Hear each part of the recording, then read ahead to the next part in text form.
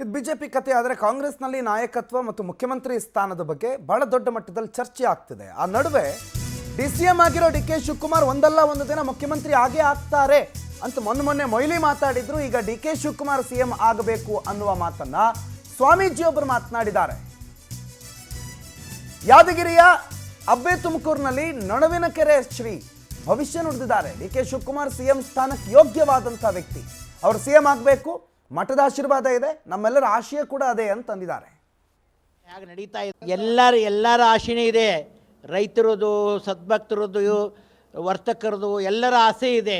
ಆ ವ್ಯಕ್ತಿ ಒಬ್ಬ ಯೋಗ್ಯವಾದಂಥ ವ್ಯಕ್ತಿ ಇದ್ದಾನೆ, ಅವರು ಮುಖ್ಯಮಂತ್ರಿಗಳಾಗಬೇಕು ಅಂತ ತಮ್ಮೆಲ್ಲರ ಸಂಕಲ್ಪ ಇದೆ. ನಮ್ಮ ಶ್ರೀಮಠದ ಆಶೀರ್ವಾದ ಇದೆ. ಒಂದು ದಿನ ಅವರು ಆಗ್ತಾರೆ ಅಂತಕ್ಕಂಥ ಮಾತನ್ನು ಕೂಡ ನಾವು ಹರಿಸ್ತಾ ಇದ್ದೀವಿ. ದಿನಗಳಲ್ಲಿ ಹೇಳೋಕ್ಕಾಗಂಗಿಲ್ಲ. ದಿನಗಳನ್ನು ಚರ್ಚೆ ಮಾಡಿದಾಗ ನೀವು ನೋಡ್ತಾ ಇದ್ದೀರಲ್ಲ, ದಿನನಿತ್ಯದಲ್ಲಿ ನಡೀತಕ್ಕಂಥ ಚರ್ಚೆ, ವಿವಾದಗಳು ಹೇಗೆ ನಡೀತಾ ಇದೆ. ಎಲ್ಲರೂ ಹೇಳ್ತಾ ಇದ್ದಾರೆ, ಎಲ್ಲರ ಸಂಕಲ್ಪ ಇದೆ, ನಮ್ಮ ಶ್ರೀಮಠದ ಆಶೀರ್ವಾದನೂ ಇದೆ. ನಾವೀಗ ಅಬ್ಬೆ ತುಮಕೂರು ವಿಶ್ವಾರಾಧ್ಯ ಶಿವಾಚಾರ್ಯ ಗದ್ದಿಗೂ ಬಂದಿದ್ದೀನಿ. ಆ ಭಗವಂತನ ಆಶೀರ್ವಾದ ಸಿಗಲಿ. ಎಲ್ಲರ ಆಶೆನೇ ಇದೆ. ರೈತರದು